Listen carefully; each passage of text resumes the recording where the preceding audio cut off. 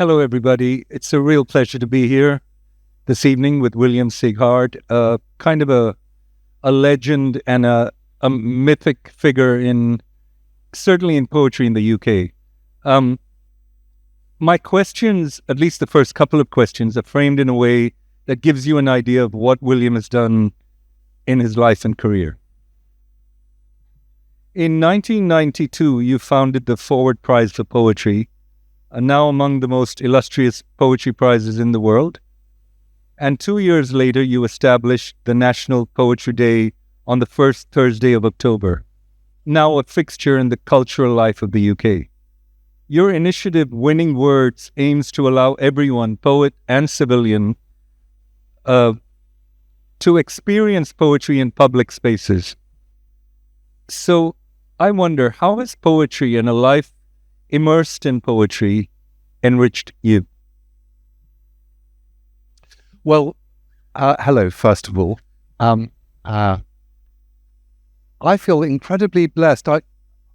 I found myself, I'm searching for some poetry at the moment for my next book. And I sat there the other night thinking, this is work.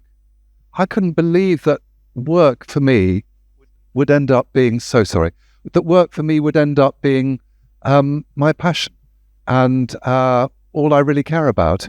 And to have that as a blessing was absolutely extraordinary, really, because most people spend most of their life with a kind of gun to their head, just having to get by. And to have found myself at this late stage in my existence, and my job is to find poems, what's better than that, really? I was living and working in New York in 2001 during September 11. And in the days and weeks and months that followed, I noticed poetry appearing in the most unexpected places where you hadn't seen poems before. So by that I mean on the editorial and op-ed pages of the daily broadsheets in New York. It was a moment of isolation and dread, to put it mildly. And poetry at that moment worked in the way that prayer works. I want to ask, and I know you've talked about this in your books, is poetry a kind of a secular catechism or liturgy? Yes, that's exactly what I term it as. When I was young, I had to go to church every Sunday, and I communed with my community, and I recited poetry side by side with them. Every liturgy is filled with poetry, whatever your faith. And whatever part of the weekend, depending on your faith, you went to commune and recite poetry with others. That's kind of, certainly in Britain, happening less and less. Most people I know don't go and worship on a weekend. And during COVID, I found my social media feeds filled with people sharing poetry. And I think it's because not only do we no longer commune, but it's almost as though the canon of poetry has become the secular liturgy. That is what we share with each other to cope with the spiritual void that we are dealing with. And it's marvellous that people have discovered it. I met a wonderful lady today who does a poem a day. And it goes out to 300,000-400,000 people in India. It's consumed with great excitement, and it's in Hindi. And I sat there and I thought, I wish we did that in England. I think that's what poetry is there for now. It's about connection. It's about sharing the right words at the right time to cope with the void and difficult world we're dealing with. I'll give you an example, just right away. Tiny little poem, but I'm 65, and in my lifetime, I don't remember a time as difficult as this. Let's face it, the world is scary. We are bombarded with the scariness of it every millisecond of the day. And one of the things I've learned about poetry is both listening to poetry and reading poetry, reading it aloud in your head, as you might say, slows your pulse rate, reduces your blood pressure. It really is very, very good for you. This is a poem called Yes by William Stafford, and it's my kind of go-to poem for the here and now. It could happen any time. Tornado, earthquake, Armageddon. It could happen. Or sunshine, love, salvation. It could, you know. That's why we wake and look out. No guarantees in this life, but some bonuses, like morning, like right now, like noon, like evening.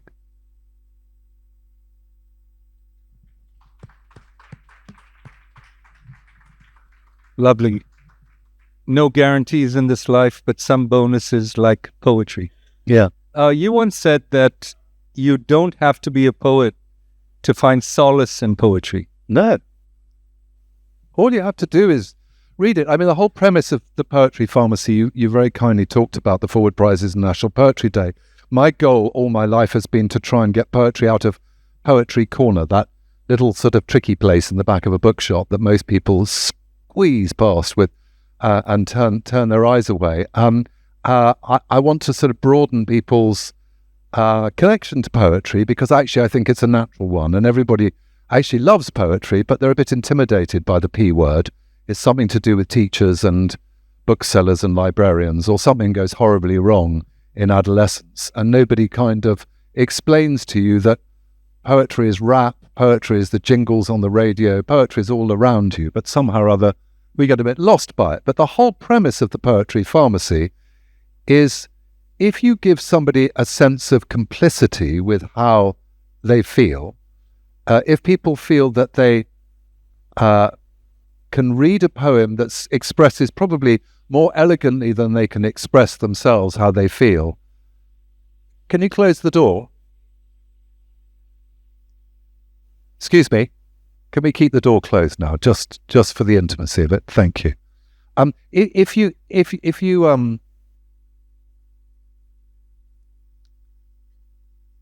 you can find expressed in a poem how you feel, as I said, expressed possibly more elegantly than you can express yourself, then you suddenly have a sense of complicity. You're not alone. You're not mad. Somebody else has felt like you feel now. And if that poem was written hundreds of years ago, we've always felt like this. So it kind of normalizes your feelings. And in this abnormal world, that's kind of the thing we need, isn't it?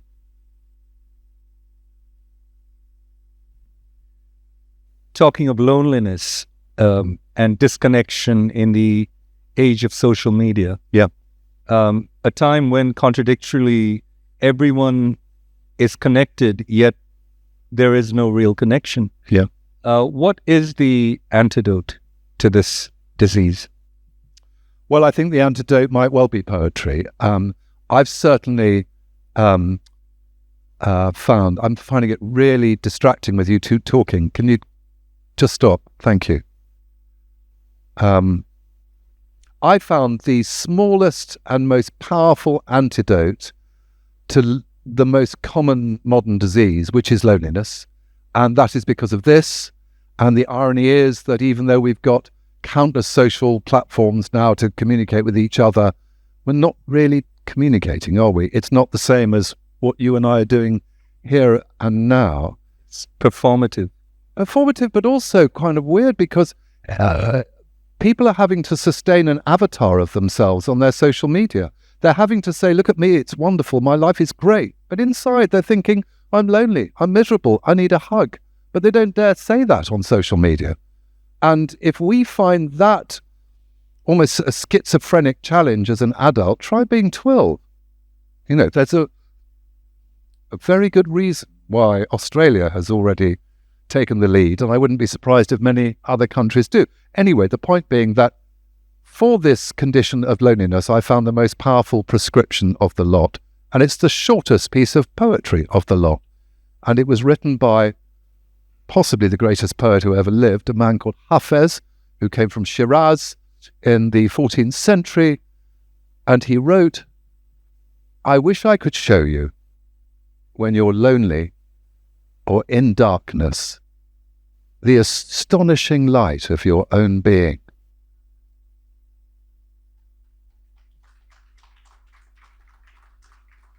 Gives me goosebumps every time I say it. You obviously have that poem inside in the furniture in your head permanently. Yeah. Let's talk about what memorization of poetry does. It's a forgotten discipline. At one time, even in schools in India, we memorized poetry, which may actually the reason so many people are turned off poetry might have something to do with the fact that some of those poems were just the wrong sort of poems to turn on a young person. But when you have poetry in your head, in that memory palace, in the brain, permanently, how does that change your life? Well, it changes my life on a daily basis, because so often someone will say something and it will link to those words in my head, and it will help make sense of the moment, the feeling, whatever.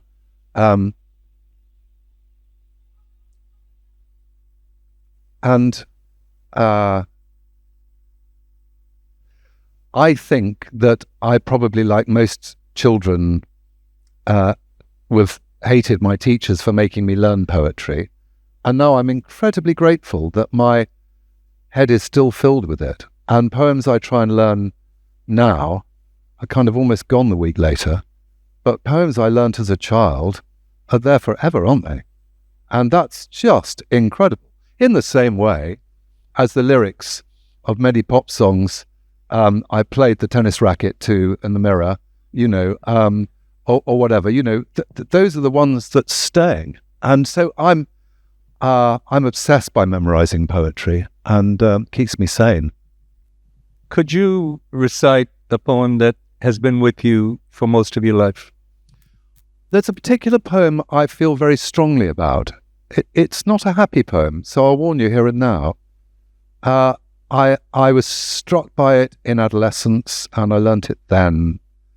And it's written by a man called Philip Larkin, an English poet who was probably the most important poet of the last half of the 20th century.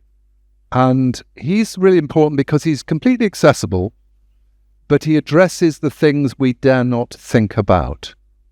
And this is a poem that he wrote very late in life, and it's all about waking up in the middle of night and being frightened about dying. It's called Obeyed, French for dawn. I work all day and get half drunk at night, waking at 4 to soundless dark. I stare. In time, the curtain edges will grow light. Till then, I see what's really always there. Unresting death. A whole day nearer now, making all thought impossible. But how and where and when I shall myself die? Arid interrogation. Yet the fear of dying and being dead flashes afresh to hold and horrify. The mind blanks in the glare, not in remorse, the good not done, the love not given, time torn off, unused, nor wretchedly, because an only man can take so long to climb clear of his wrong beginnings, and may never. but at the total emptiness forever, the sure extinction that we travel to and shall be lost in, always. Not to be here, not to be anywhere, and soon. Nothing more terrible, nothing more true. This is a special way of being afraid. No trick dispels. Religion used to try that vast, moth-eaten musical brocade created to pretend we never die, and specious stuff that says no man can fear a thing he cannot feel. Not seeing that this is what we fear. No sight, no sound, no touch or taste or smell, nothing to think with, nothing to love or link with, the anaesthetic from which none come round.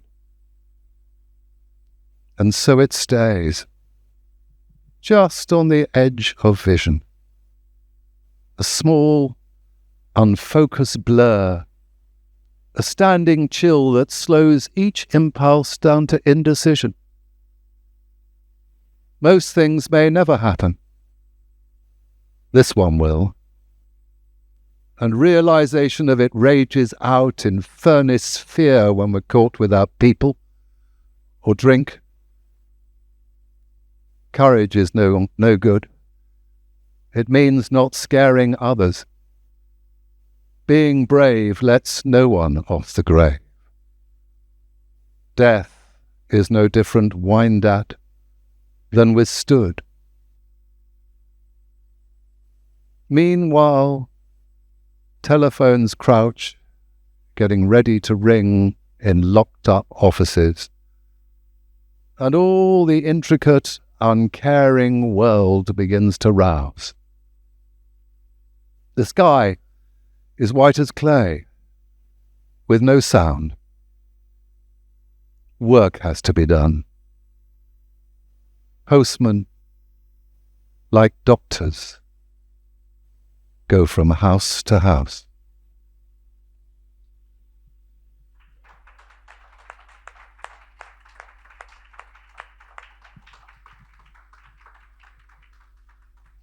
Lovely. Thank you so much. Dark, undoubtedly, but also shot through with black humor and certainly a kind of comfort and solace there. There's a sense of shared connection, certainly in that poem, when you come across a poem that articulates something that you thought was yours alone, and it says, you are not alone. I think of Philip Larkin, another poem by Philip Larkin, This Be the Verse, with its devastating opening, they fuck you up, your mum and dad, they may not mean to, but they do. Or John Berryman's Dream Song, which begins, life, friends, is boring. Or James writes, lying in a hammock at William Duffy's farm in Pine Island, Minnesota, with its devastating last line, which is, I have wasted my life. What are some of the lines that, other than the Larkin poem, that have stayed with you and that you return to for solace? So one of the poets I am very, very moved by is Mary Oliver. And you can tell just by hearing that sound from the audience that I'm not the only one. She's a remarkable poet who tragically, she died a couple of years ago, and she's my go-to in times of trouble. And as I said a little earlier on, we're plainly in a time of trouble. This poem is something that I read most days at the moment. It's called Don't Hesitate. If you suddenly and unexpectedly feel joy, don't hesitate. Give in to it. There are plenty of lives and whole towns destroyed or about to be. We are not wise, and not very often kind, and much can never be redeemed. Still, life has some possibility left. Perhaps this is its way of fighting back, that sometimes something happens better than all the riches or power in the world. Could be anything, but very likely you notice it in the instance when love begins. Anyway, that's often the case. Anyway, whatever it is, don't be afraid of its plenty. Joy is not made to be a crumb.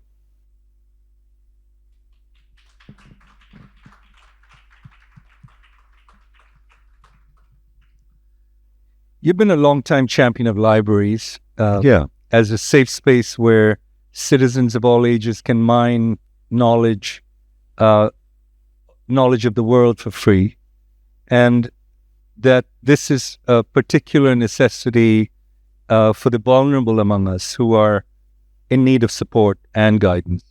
Are libraries in danger of disappearing? What can a library give you that Google or Kindle cannot? Company. And that's the crucial point. Company, community, feeling part of something. Again, libraries are an antidote to loneliness, but they were the first levelling up, to use that horrible political expression. Libraries were the first source where people with ambitions for themselves and their lives and their education could go. It's a place where you're not judged. It's a place which is free. In my country, it's the most trusted place in the community, which, to give you an idea of the political rictus we're in, is that our libraries are disappearing on an alarming rate. And there are structural issues about it in Britain. I won't bore you with them, but essentially libraries are provided by local government. In England alone, there are 151 different local authorities providing a library service. Libraries are decorated out of the 1970s. They're still cleaned with the detergents used in hospitals. Everything militates against them, and despite that, they're still loved. That gives you the backdrop to it. But the 21st century library plainly needs to be reinvented. It needs to be filled with digital stuff as well as books. Otherwise, libraries definitely will die. They often need to be relocated to where people actually live. Libraries that were set up 100 years ago, often it's 2 bus rides away to get to, which you won't get to in a pushchair, or if you're frail and aged, which are 2 of the communities who most come to libraries. So what's really sad as well in Britain is that so many public services have been atomized into particular department areas.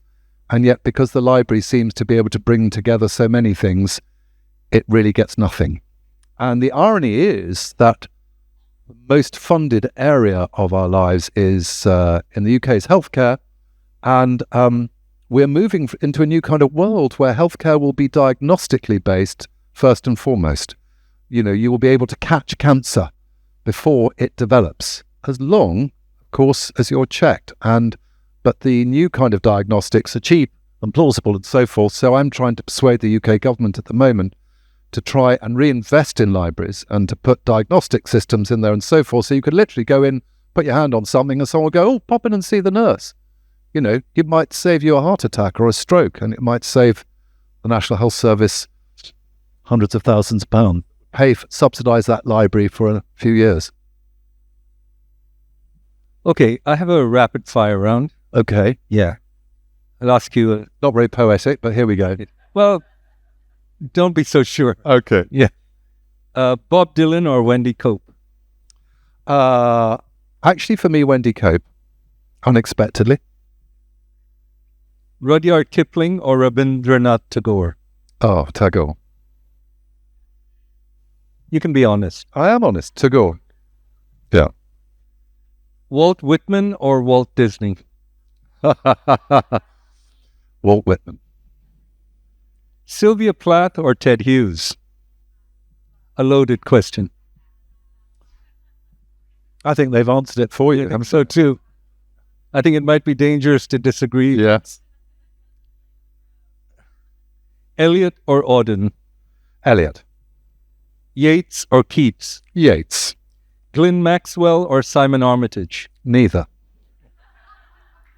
Wow. Maya Angelou or Mary Oliver? We know the answer to this one.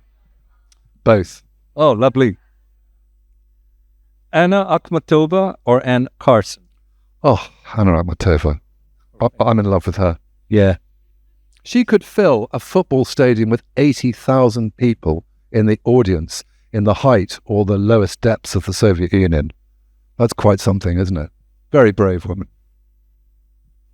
Dial a poem or Poems on the Underground? Poems on the Underground kind of got me started. And one of the most exciting projects I'm involved in at the moment is to kind of do that into hospitals. So 500 hospitals across Britain now. I've got my poetry posters, my poetry pharmacy posters in. And actually with that is going to be an app which will launch this year with the help of AI, the good help rather than the bad help, so that you'll be able to talk to me and have a sort of personal poetry pharmacy session with me, which is be rather lovely. Yeah. And Stephen Fry and people like that have recorded all the poems that you'll hear on it. Fabulous. Jack Gilbert or Linda Gregg? Jack Gilbert. Homer or Plato? Homer. Of course. Yeah. Rumi or Hafiz? I couldn't decide. Those two are the centre of my poetry pharmacy. And they're two remarkable men. And, if you're Iranian, many Iranian people have told me that all you need is a book of Hafez in your house. You don't need any more poetry than that. And the same, I can't think, the same for Rumi too. As a poetry pharmacist, you've prescribed thousands of poems over hundreds of hours of in-person consultations. What is the spiritual ailment you encounter most today? Well, as I said a little earlier on, loneliness. It's getting a bit broader than that now. I think there's a great sense of overwhelming anxiety. It's almost as though we've all gone into fight or flight mode in our psyches. And, that so many people talk about this, that even before they've opened their eyes, that brief moment where you're woken but you haven't opened your eyes, that fight or flight starts right away. And that's why I'm intrigued, and I'm working with the National Health Service in the UK to test this, that actually reading, hearing poetry, as I said, if you've got a Fitbit or an Aura ring or any of these other things, it's interesting. I think it really does lower your blood pressure and break fight or flight or sort of scrolling craziness. And I think in the business of mindfulness, that the daily consumption of poetry might actually be a central thing. I think most of us would agree that at this moment in human history, this global moment, it seems to be a moment of extreme pressure. Yes. And when it seems to a lot of us that the end is nigh, or nigher than it has been so far, if you had to prescribe one poem for the moment, what would it be? Well, I've given you both Mary Oliver and that poem, Yes, by William Stafford. I love William Stafford. I think he grips things in a really powerful way. And I think one of the things that comes across from people I talk to, quite often they're in a sort of, they're desperate to be galvanized. They're desperate to kind of shift things. But what is it that's going to actually make them behave differently? What's going to be the catharsis of it? And I'm intrigued because so often people just need permission to get started. And this is a poem I use in my pharmacy a lot, by William Stafford. It's called, are you reading this? Be ready. Starting here, what do you want to remember? How sunlight creeps along a shining floor? What scent of old wood hovers? What softened sound from outside fills the air? Will you ever bring a better gift for the world than the breathing respect that you carry wherever you go right now? Are you waiting for time to show you some better thoughts? When you turn around, starting here, lift this new glimpse that you found. Carry into evening all that you want from this day. This interval you spent reading or hearing this, keep it for life. What can anyone give you greater than now? Starting here, right in this room. When you turn around.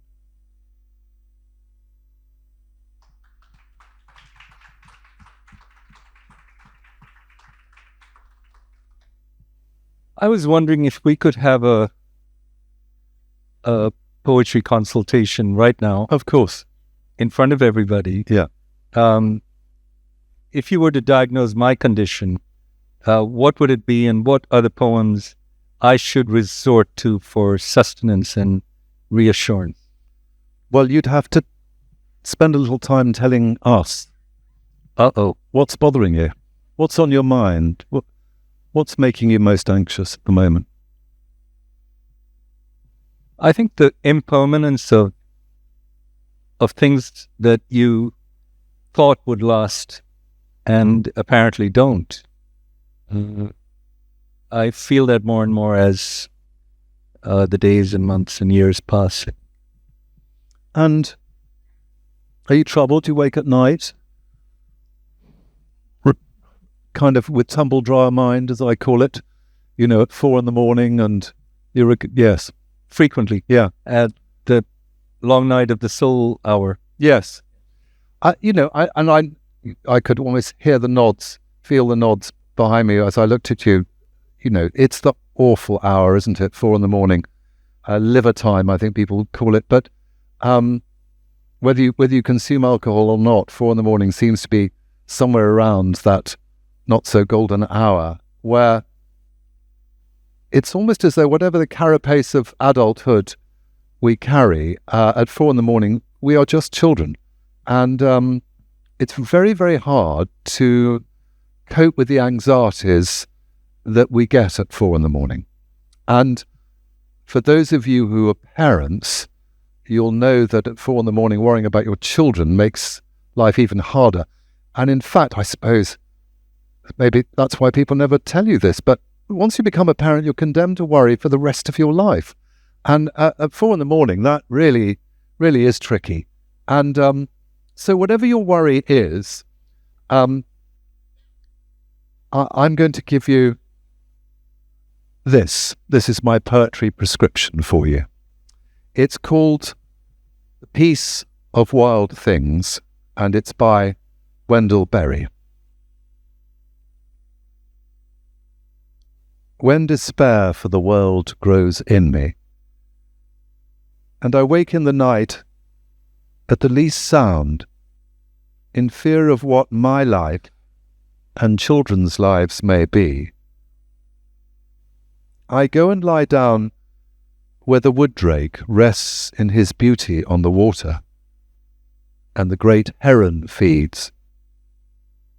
I come into the peace of wild things, who do not tax their lives with forethought of grief. I come into the presence of still water, and I feel above me the day-blind stars waiting with their light. And for a time, I rest in the grace of the world and am free.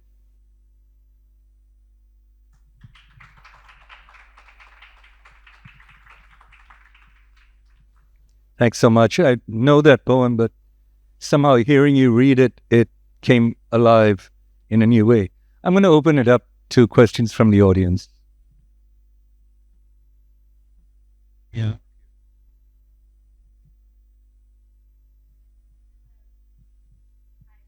Yeah.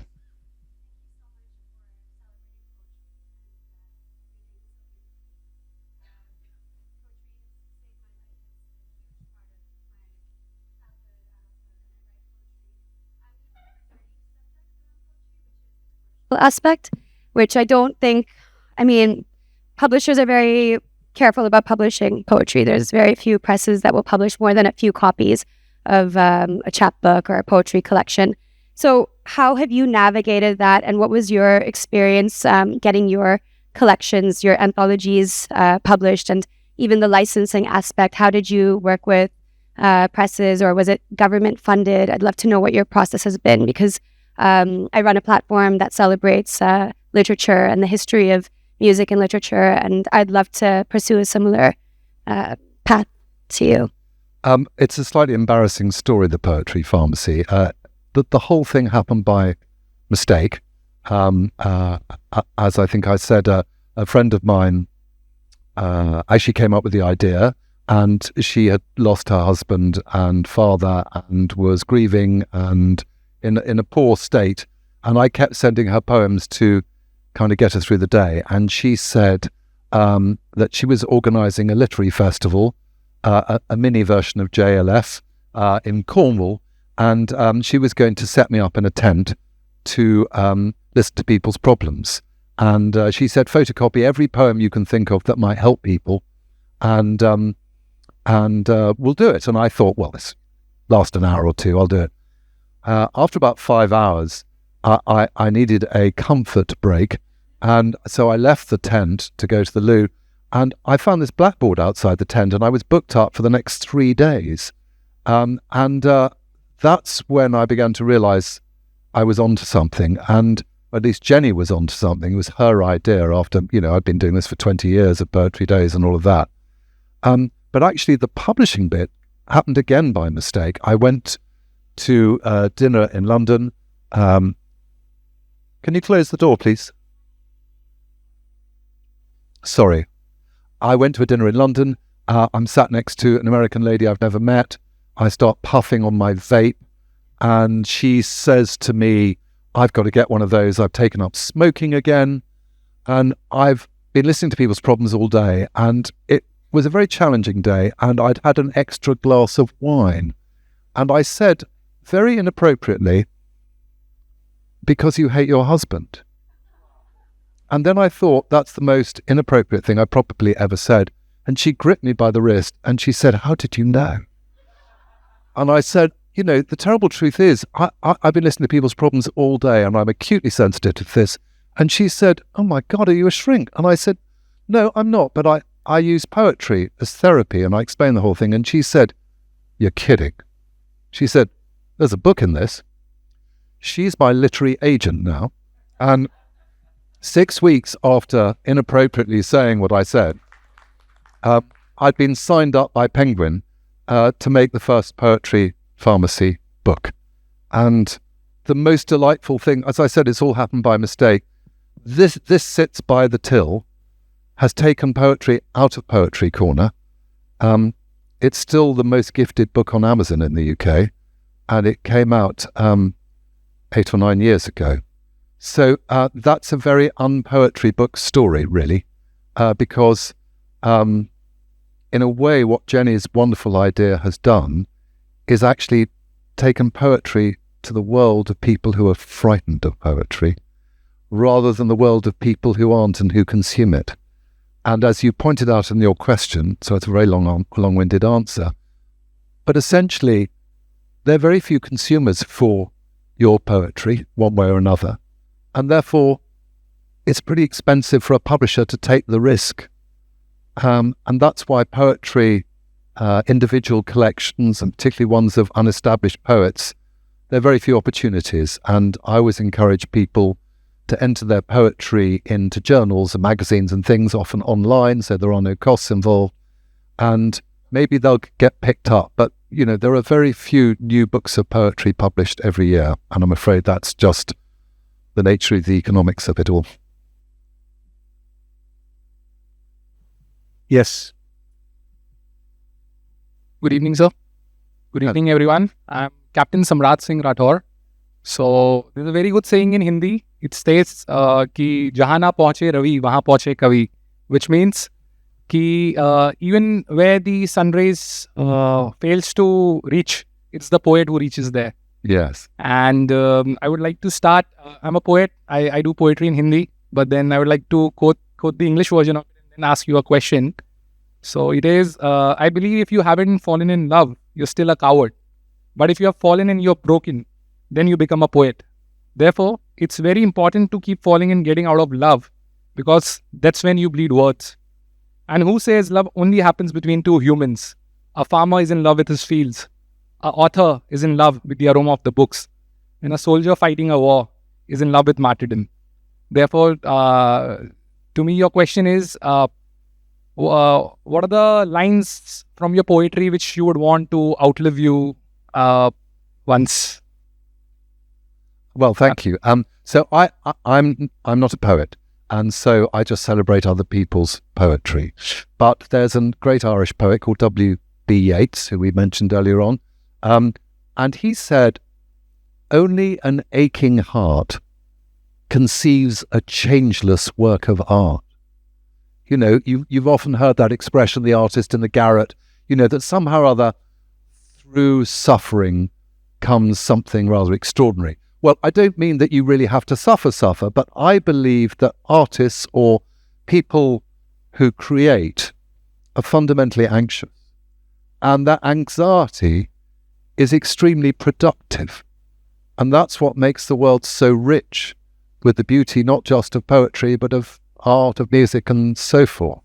We are blessed in some ways to be able to consume the product of human anxiety. That's what keeps us going. And I think that's rather wonderful. And I think one of the great things about the creatively anxious psyche is that whatever you did yesterday isn't really relevant. It's all about today and tomorrow. And that's what keeps people being productive. And isn't that wonderful?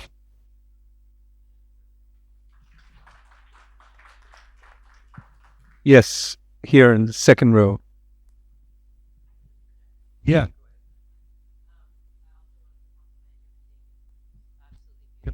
Thank you very much. And my question is not as light. But in this state of the world right now, where poetry is absolutely essential as a partner through life, I think, can you comment on the, I guess, libricide or biblioclasm, whatever word you want to use, that's going on, for example, in Syria and Palestine, in so many places in this world, definitely in Sudan, and how that's affecting communities, particularly children that don't have access to this joy and support that, for example, poetry would have offered them. Can you comment on that? Well, you're of Yemeni origin. I mean, the Arab world poetry is as important, if not more important, and the language, the Arabic language, is one of the most poetic languages of all. Similarly, here in India, Bengali poetry predates almost anything. All human cultures embrace poetry because of, the storytelling and the pre-written word and all of that. So I think that, nothing can salve the horror of what those people are going through in Gaza. But I still feel that poetry can explain things differently and a rather extraordinary way. I don't have my phone. Have you got the internet on that? Yeah. Can you look up? I'm going to read you a poem, if we can find it, and it's called At Least. And this poem won the Forward Prize, my poetry prize, this year. And we were in the Queen Elizabeth Hall on the South Bank, where a small hijabbed lady got up on the stage, read this poem, achieved a standing ovation. And it's, once again, what I've always believed about poetry. Poetry gets there first. At Least. A poem called At Least? No, that's at least put forward after it. At Least Forward Prize. Poetry always gets there first because you don't really need a theatre, an orchestra, lots of expense that often goes into complicated artistic endeavour. With poetry, you just need you and a pencil or a keyboard or whatever. And the first poem that won the Forward Prize, first book of poetry in 1992, was the book called The Man with Night Sweats. It was written by Tom Gunn. And it was the first book, the first artistic rendition of AIDS. And long before Lady Diana was shaking hands or any of these kinds of things, poetry got there first. Have you found it? Okay. This is At Least. It is said they died in their sleep. One might imagine a peaceful state, at least. At least the moment the skies fell on their small bodies and the ground beneath crumbled. At least they were asleep, or at least they were in their beds. Maybe verses of solace were recited just before they drifted off. Maybe lullabies were sung to mask the sound, or at least they were used to the sound. It was probably background noise to them. White noise because of their backgrounds, their ground. So used to it for most of their short lives. It is said that they died in their sleep. At least it was dark. At least they won't have seen the rockets signed by the senders. At least they won't have seen the signatures. At least it was night time. A single airstrike, at least. At least, in their last moments, their souls had already left their bodies to the air of dreams, the unseen land, a place in hiding when eyes are open, at least. At least they were drowsy, or at least not fully awake. At least if they startled, it would have been quick, or at least if slow, they were floating into a dreamy transition to the next world. At least now they're just waiting for a proper burial. At least it's over now. At least for the dead. At least these children don't need to fear the dark. At least not anymore.